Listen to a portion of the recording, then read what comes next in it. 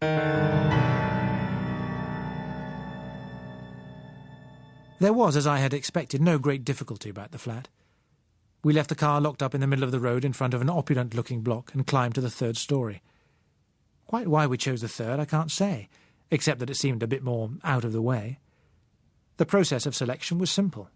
We knocked or we rang, and if anyone answered, we passed on. After we had passed on 3 times, we found a door where there was no response. The socket of the rim lock tore off to one good heft of the shoulder, and we were in. I had not myself been one of those addicted to living in a flat with a rent of some £2,000 a year, but I found that there were decidedly things to be said in favour of it. The interior decorators had been, I guessed, elegant young men with just that ingenious gift for combining taste with advanced topicality, which is so expensive. Consciousness of fashion was the mainspring of the place. Here and there were certain unmistakable derniers cris, some of them undoubtedly destined, had the world pursued its expected course, to become the rage of tomorrow. Others, I would say, a dead loss from their very inception. The overall effect was all trade fair in its neglect of human foibles. A book left a few inches out of place or with a wrong colour on its jacket would ruin the whole carefully considered balance and tone. So too would the person thoughtless enough to wear the wrong clothes when sitting upon the wrong luxurious chair or sofa. I turned to Josella, who was staring wide-eyed at it all. "Will this little shack serve, or do we go further?" I asked. "Oh, I guess we'll make out," she said, and together we waded through the delicate cream carpet to explore. It was quite uncalculated, but I could scarcely have hit upon a more satisfactory method of taking a mind off the events of the day. Our tour was punctuated with a series of exclamations in which admiration, envy, delight, contempt, and, one must confess, malice all played their parts. Josella paused on the threshold of a room rampant with all the most aggressive manifestations of femininity. "I'll sleep here," she said. "My God," I remarked. "Well, each to her taste." "Don't be nasty. I probably won't have another chance to be decadent. Besides, don't you know there's a bit of the dumbest film star in every girl? So I'll let it have its final fling." "You shall," I said. "But I hope they keep something quieter around here. Heaven preserve me from having to sleep in a bed with a mirror set in the ceiling over it." "There's one above the bath, too," she said, looking into an adjoining room. "I don't know whether that would be the zenith or nadir of decadence," I said. "But anyway, you'll not be using it. No hot water." "Oh, I'd forgotten that. What a shame," she exclaimed disappointedly. We completed our inspection of the premises, finding the rest less sensational. Then she went out to deal with the matter of clothes. I made an inspection of the apartment's resources and limitations, and then set out on an expedition of my own. As I stepped outside, another door farther down the passage opened. I stopped and stood still where I was. A young man came out, leading a fair-haired girl by the hand. As she stepped over the threshold, he released his grasp. "Wait just a minute, darling," he said. He took 3 or 4 steps on the silencing carpet. His outstretched hands found the window which ended the passage. His fingers went straight to the catch and opened it. I had a glimpse of a fire escape outside. "What are you doing, Jimmy?" she asked. "Just making sure," he said, stepping quickly back to her and feeling for her hand again. "Come along, darling." She hung back. "Jimmy, I don't like leaving here. At least we know where we are in our own flat. How are we going to feed? How are we going to live?" "In a flat, darling, we shan't feed at all, and therefore not live long. Come along, sweetheart, don't be afraid." "But I am, Jimmy. I am." She clung to him, and he put one arm around her. "We'll be all right, darling. Come along." "But, Jimmy, that's the wrong way." "You've got it twisted round, dear. It's the right way." "Jimmy, I'm so frightened. Let's go back." "It's too late, darling." By the window he paused. With one hand he felt his position very carefully. Then he put both arms round her, holding her to him. "Too wonderful to last, perhaps," he said softly. "I love you, my sweet. I love you so very, very much." She turned her lips up to be kissed. As he lifted her, he turned and stepped out of the window. "You've got to grow a hide," I told myself. "Got to. It's either that or stay permanently drunk. Things like that must be happening all around. They'll go on happening. You can't help it. Suppose you'd given them food to keep them alive for another few days. What after that, You've got to learn to take it and come to terms with it. There's nothing else but the alcoholic funk hole. If you don't fight to live your own life in spite of it, there won't be any survival. Only those who can make their minds tough enough to stick it are going to get through. It took me longer than I had expected to collect what I wanted. Something like 2 hours had passed before I got back. I dropped 1 or 2 things from my armful in negotiating the door. Josella's voice called with a trace of nervousness from that over-feminine room. "Only me," I reassured her, as I advanced down the passage with a load. I dumped the things in the kitchen and went back for those I'd dropped. Outside her door, I paused. "You can't come in," she said. "That wasn't quite my intended angle," I protested. "What I want to know is, can you cook?" "Boiled egg standard," said her muffled voice. I was afraid of that. "There's an awful lot of things we're going to have to learn," I told her. I went back to the kitchen. I erected the oil stove I had brought on top of the useless electric cooker and got busy. When I'd finished laying the places at the small table in the sitting room, the effect seemed to me fairly good. I fetched a few candles and candlesticks to complete it, and set them ready. Of Josella there was still no visible sign, though there had been sounds of running water some little time ago. I called her. "Just coming," she answered. I wandered across to the window and looked out. Quite consciously I began saying goodbye to it all. The sun was low. Towers, spires, facades of Portland stone were white or pink against the dimming sky. More fires had broken out here and there. The smoke climbed in big black smudges, sometimes with a lick of flame at the bottom of them. Quite likely, I told myself, I would never in my life again see any of these familiar buildings after tomorrow. There might be a time when one would be able to come back, but not to the same place. Fires and weather would have worked on it. It would be visibly dead and abandoned. But now, at a distance, it could still masquerade as a living city. My father once told me that before Hitler's war he used to go round London with his eyes more widely open than ever before, seeing the beauties of buildings that he had never noticed before, and saying goodbye to them. And now I had a similar feeling. But this was something worse. Much more than anyone could have hoped for had survived that war. But this was an enemy they would not survive. It was not wanton smashing and wilful burning that they waited for this time. It was simply the long, slow, inevitable course of decay and collapse. Standing there at that time, my heart still resisted what my head was telling me. Even yet I had the feeling that it was all something too big, too unnatural, really to happen. Yet I knew that it was by no means the first time that it had happened. The corpses of other great cities are lying buried in deserts and obliterated by the jungles of Asia. Some of them fell so long ago that even their names have gone with them. But to those who lived there, their dissolution can have seemed no more probable or possible than the necrosis of a great modern city seemed to me. It must be, I thought, one of the race's most persistent and comforting hallucinations to trust that it can't happen here, that one's own little time and place is beyond cataclysms.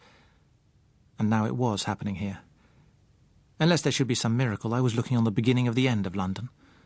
And very likely it seemed there were other men, not unlike me, who were looking on the beginning of the end of New York, Paris, San Francisco, Buenos Aires, Bombay, and all the rest of the cities that were destined to go the way of those others, under the jungles. I was still looking out when a sound of movement came from behind me. I turned and saw that Josella had come into the room. She was wearing a long, pretty frock of palest blue georgette, with a little jacket of white fur. In a pendant on a simple chain a few blue-white diamonds flashed. The stones that gleamed in her ear-clips were smaller, but as fine in colour. Her hair and her face might have been fresh from a beauty parlour. She crossed the floor with a flicker of silver slippers and a glimpse of gossamer stockings. As I went on staring without speaking, her mouth lost its little smile. "Don't you like it?" she asked, with childish half-disappointment. "It's lovely. You're beautiful," I told her. I just wasn't expecting anything like this." Something more was needed. I knew that it was a display which had little or nothing to do with me. I added, "You're saying goodbye?" A different look came into her eyes. "So you do understand. I hoped you would." "I think I do. I'm glad you've done it. It'll be a lovely thing to remember, I said. I stretched out my hand to her and led her to the window. I was saying goodbye, too, to all this. What went on in her mind as we stood there side by side is her secret. In mine there was a kind of kaleidoscope of the life and ways that were now finished. Or perhaps it was more like flipping through a huge volume of photographs with one all-comprehensive "do you remember?" We looked for a long time, lost in our thoughts. Then she sighed. She glanced down at her dress, fingering the delicate silk. "Silly? Rome burning?" she said, with a rueful little smile. "No, sweet," I said. "Thank you for doing it. A gesture and a reminder that with all the faults there was so much beauty. You couldn't have done or looked a lovelier thing." Her smile lost its ruefulness. "Thank you, Bill." She paused. Then she added, "Have I said thank you before? I don't think I have. If you hadn't helped me when you did—" "But for you," I told her, "I should probably by now be lying maudlin and sozzled in some bar. I have just as much to thank you for. This is no time to be alone." Then, to change the trend, I added, "And, speaking of drink, there's an excellent Amontillado here, and some pretty good things to follow. This is a very well-found flat." I poured out the sherry, and we raised our glasses. "To health, strength, and luck," I said. She nodded. We drank. "What," Josella asked as we started on an expensive-tasting pâté, "what if the owner of all this suddenly comes back?" "In that case, we will explain, and he or she should be only too thankful to have someone here to tell him which bottle is which, and so on. But I don't think that's very likely to happen." "No," she agreed, considering. "No, I'm afraid that's not very likely. I wonder—" She looked round the room. Her eyes paused at a fluted white pedestal. "Did you try the radio? I suppose that thing is a radio, isn't it?" "It's a television projector, too," I told her. "But no good, no power." "Of course, I forgot. I suppose we'll go on forgetting things like that for quite a time." "But I did try one when I was out," I said. "A battery affair, nothing doing. All broadcast bands as silent as the grave." "That means it's like this everywhere." "I'm afraid so. There was something pipping away around 42 metres, otherwise nothing. Not even carriers. I wonder who and where he was, poor chap." It's going to be pretty grim, Bill, isn't it?" No, I'm not going to have my dinner clouded," I said. "Pleasure before business, and the future is definitely business.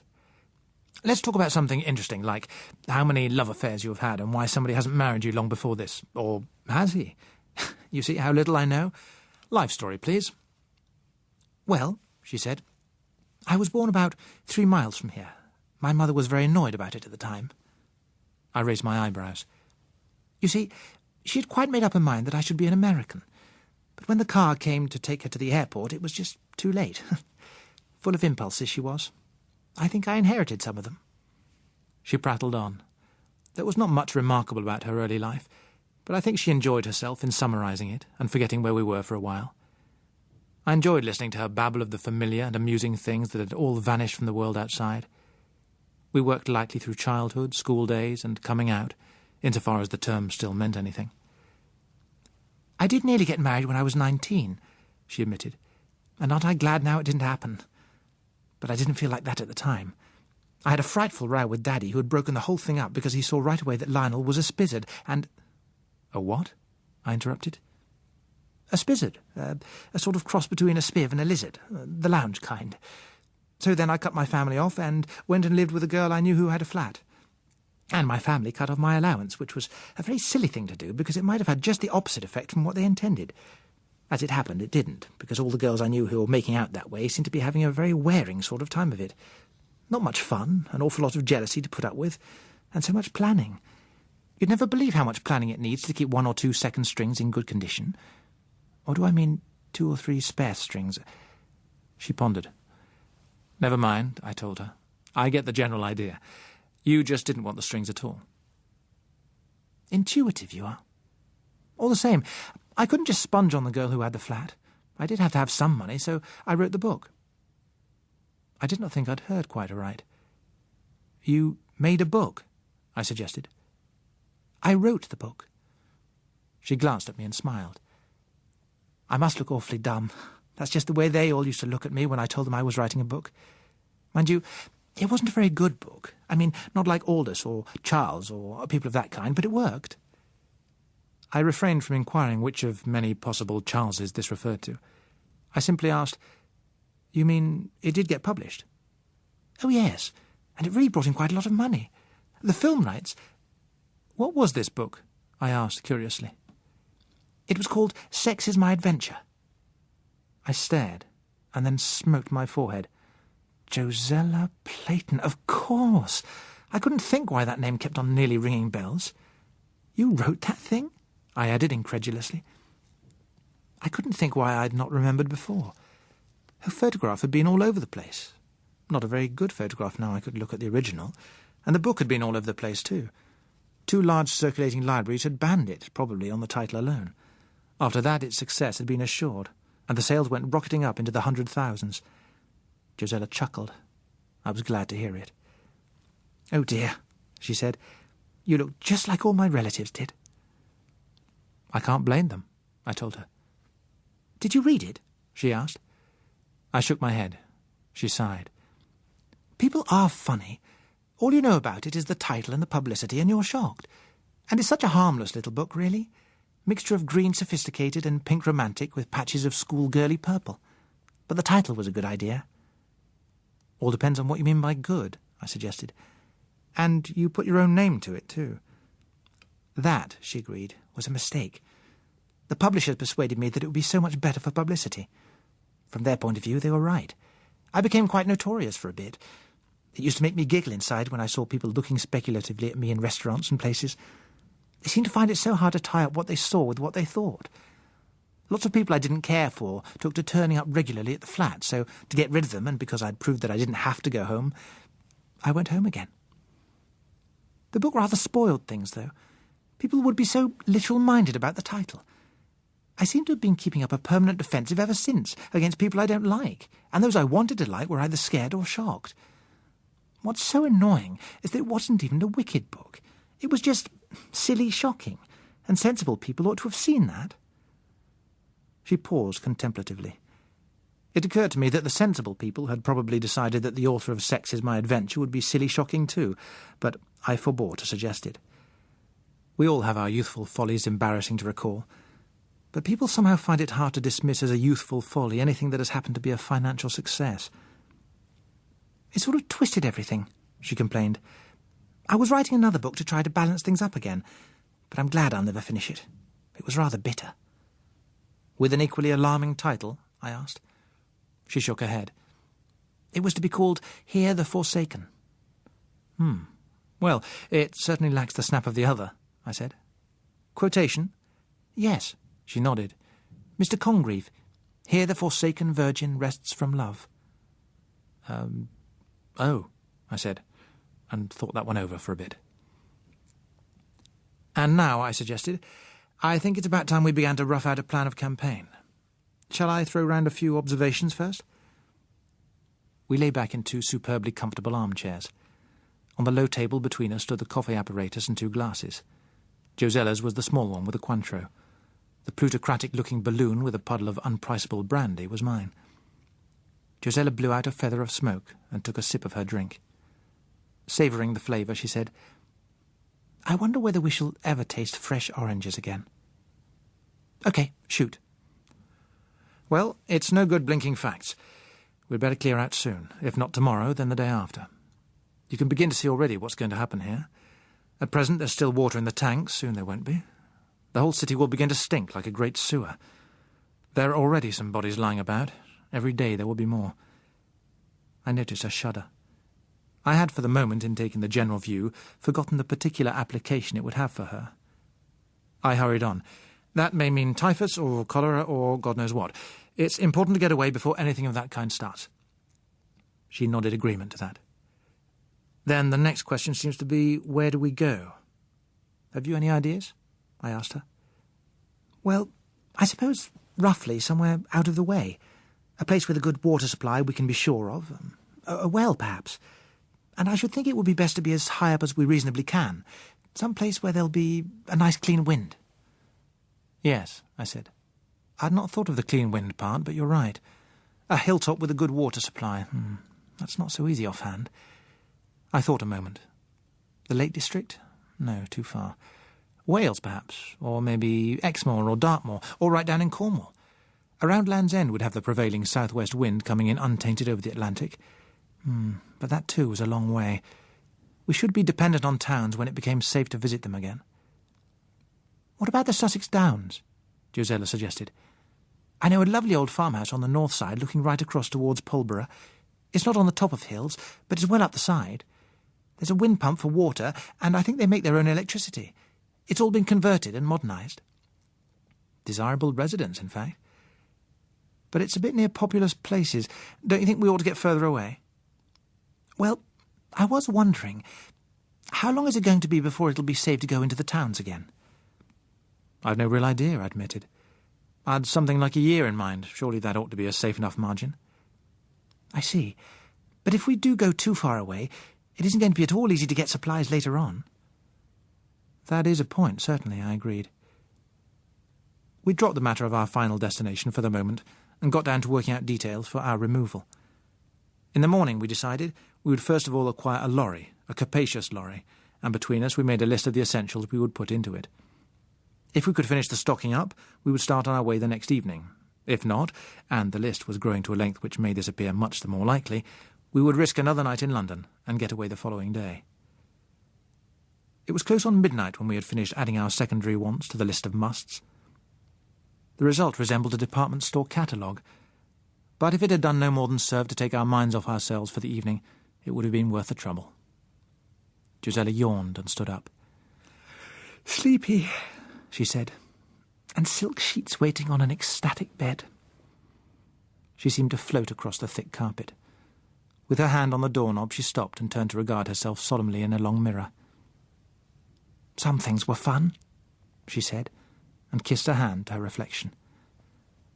"Good night, you vain sweet vision," I said. She turned with a small smile and then vanished through the door like a mist drifting away.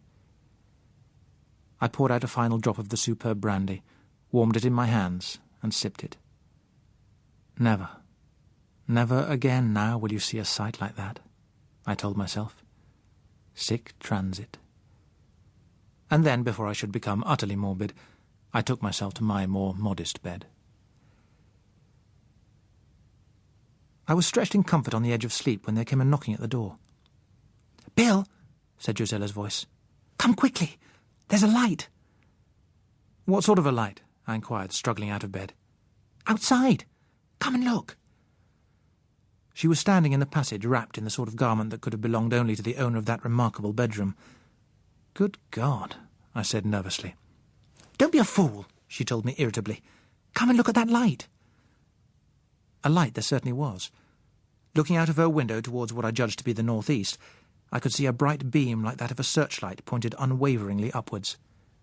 "That must mean there's somebody else there who can see," she said. "It must," I agreed. I tried to locate the source of it, but in the surrounding darkness I was unable to decide. No great distance away, I was sure, and seeming to start in mid-air, which probably meant that it was mounted on a high building. I hesitated. Better leave it till tomorrow, I decided. The idea of trying to find our way to it through the dark streets was far from attractive, and it was just possible, highly unlikely, but just possible, that it was a trap. Even a blind man who was clever and desperate enough might be able to wire such a thing up by touch. I found a nail file and squatted down with my eye on the level of the windowsill. With the point of the file I drew a careful line in the paint, marking the exact direction of the beam's source. Then I went back to my room. I lay awake for an hour or more. Night magnified the quiet of the city, making the sounds which broke it the more desolate. From time to time voices rose from the street, edgy and brittle with hysteria. Once there came a freezing scream which seemed to revel horribly in its release from sanity. Somewhere not far away a sobbing went on endlessly, hopelessly. Twice I heard the sharp reports of single pistol shots. I gave heartfelt thanks to whatever it was that had brought Josella and me together for companionship. Complete loneliness was the worst state I could imagine just then.